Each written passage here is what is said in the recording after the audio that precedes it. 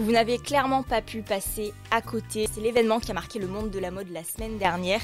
Il s'agit de la présentation de la collection haute couture de la saison automne-hiver 2020-2021 de la maison Dior, dirigée par l'italienne Maria Grazia Chiuri. Et je parle bien de présentation et non pas de défilé. Pourquoi ? Parce que crise sanitaire oblige, le monde de la mode lui aussi a dû s'adapter aux circonstances et organiser la première Fashion Week 100% digitale. Alors sur Instagram, c'était la folie. Les influenceurs, les influenceuses les plus en vue nous ont fait partager leur moment fashion depuis leur canapé, ce qui était assez drôle d'ailleurs. Je pense notamment à Negin Mirsalei, qui malgré les circonstances, elle n'a pas échappé à la tradition de s'habiller aux couleurs de la marque pour assister au défilé. On l'a donc vu habillée en total look Dior sur son fauteuil en train de mater le défilé sur internet. Une scène invraisemblable, immortalisée dans l'une de ses stories Insta. Bref, ça c'était pour le petit côté influence. À quoi ressemble cette présentation ? Alors je vous montrerai pas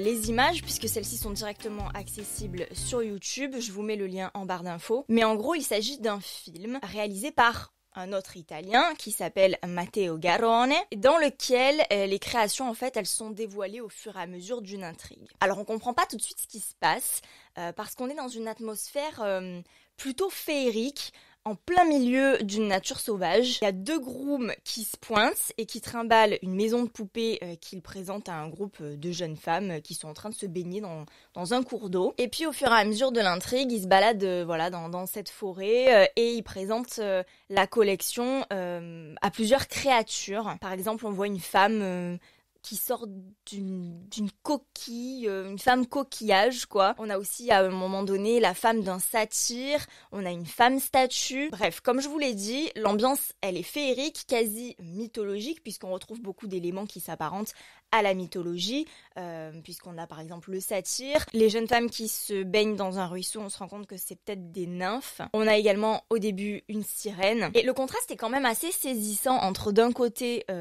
toutes ces créatures qui sont dans cette nature luxuriante et de l'autre, ces deux grooms, on dirait qu'ils sortent d'un hôtel, ils se trimballent avec la maison de poupée. Enfin, c'est assez contrastant. Je sais pas ce que vous en pensez, vous, dites-le moi en commentaire, ça m'intéresse. Et au fil du film, on comprend en fait que les différents personnages choisissent leur tenue à partir des modèles miniatures qui leur sont présentés par les deux grooms. Et en fait, c'est un clin d'œil à ce qu'il se faisait avant dans le monde de la haute couture, puisque les modèles étaient présentés aux clientes au format poupée. Alors pourquoi ? Parce qu'en période d'après-guerre, quand les matières premières manquaient, comme le tissu, il fallait l'économiser au maximum et donc réduire le modèle de présentation au format poupée. C'était une astuce pour éviter de gaspiller. Selon moi, c'est assez cool et plutôt bien pensé de faire ce clin d'œil puisqu'on peut y voir là un retour aux sources finalement, un retour à l'essentiel, un retour à l'essence même de ce qu'était la haute couture, à l'heure où justement nous sommes en quête de sens avec cette crise sanitaire qui a remis un petit peu en question toutes nos certitudes et qui nous pousse à reconsidérer finalement le fameux monde de demain. Ça, c'est l'analyse concernant les deux grooms et la maison de poupée. Mais qu'en est-il de cette atmosphère mythologique ? Eh bien sur ce point, je m'appuie directement sur les propos de Maria Grazia Chiuri livrés à Vogue. Elle a éclairé les journalistes en rappelant en fait que l'imaginaire était primordial en temps de crise. Et elle a aussi souligné que la mode de demain pouvait se nourrir du cinéma, car le film est finalement un moyen bien pratique de procéder, surtout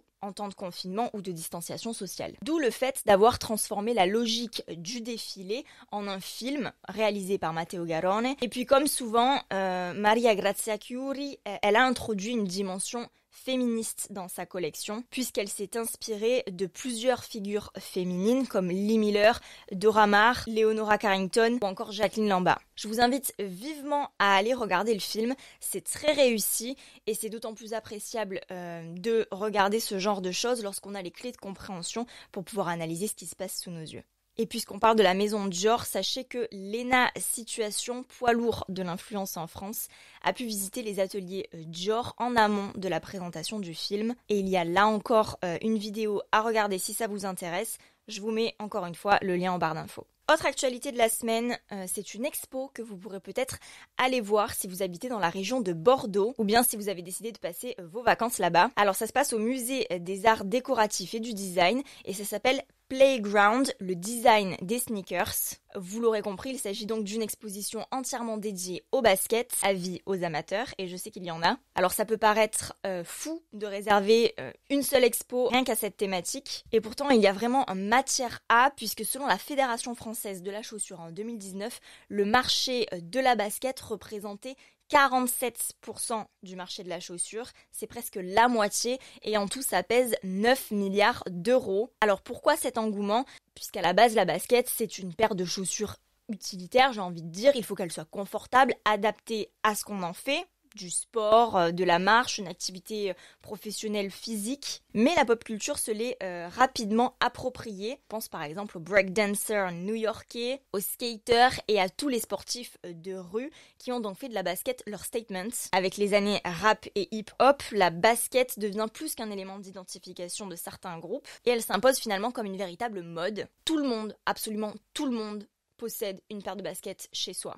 C'est tellement une mode que certains modèles sont devenus iconiques parce que conçus en collaboration avec certaines personnalités, certaines stars, certains sportifs comme par exemple la Stan Smith d'Adidas, la Jordan chez Nike ou encore la Chuck Taylor chez Converse. Après une accalmie dans les années 2000 où chez les femmes on était quand même beaucoup plus dans le talon, la platform shoes, etc. La tendance est repartie à la hausse dans les années 2010 à tel point que les fans de sneakers deviennent des collectionneurs à la recherche de modèles rares et les marques ont bien compris cet engouement et enchaînent depuis les éditions limitées. Et aujourd'hui, le business et la demande sont tellement importants que la basket a même conquis le monde du luxe avec des marques comme par exemple Louis Vuitton, Alexander McQueen ou encore Balenciaga qui surfent sur le phénomène et conçoivent leurs propres modèles. Aujourd'hui, les baskets se portent avec tout, même avec les tenues les plus habillées, et sont d'ailleurs complètement acceptées, quelle que soit la classe sociale dans laquelle on est, ou la classe d'âge. Et c'est bien pour ça qu'on parle de phénomène et pas de tendance. Alors je sais pas vous, mais moi, je suis fan des baskets, même si je me suis quand même pas mal calmée ces dernières années, parce qu'à une époque, j'en achetais quasiment une paire par mois. Mais avec le temps, j'ai su identifier quelle paire convenait le plus à mon style. Et je dirais que mon top 3, c'est quand même la Nike Air Force One, la Adidas Superstar et la Converse Chuck Taylor, même si j'aime beaucoup les Vans. D'ailleurs, dans les émissions suivantes, je reviendrai sur le succès de certaines pièces légendaires comme les Jordans. On peut penser aussi aux Yeezy ou encore aux Stan Smith, des modèles que j'étudierai plus en profondeur dans la rubrique iconique. Dites-moi en commentaire de quel modèle vous voulez que je parle en particulier. Bref, refermons la parenthèse et revenons à nos moutons. Si vous voulez en savoir plus, je vous invite à vous rendre à Bordeaux pour voir l'exposition qui semble vraiment très complète. La basket y est présentée dans tous ses états. 600 paires sont exposées, dont certaines prêtées par des collectionneurs. Des grandes marques ont également contribué à alimenter l'exposition en donnant accès à leurs archives. Il y a aussi des photos, des documents qui expliquent le succès de la basket, tant d'un point de vue historique que scientifique. L'expo est rythmée par plusieurs approches thématiques, histoire, évolution, innovation et principaux acteurs.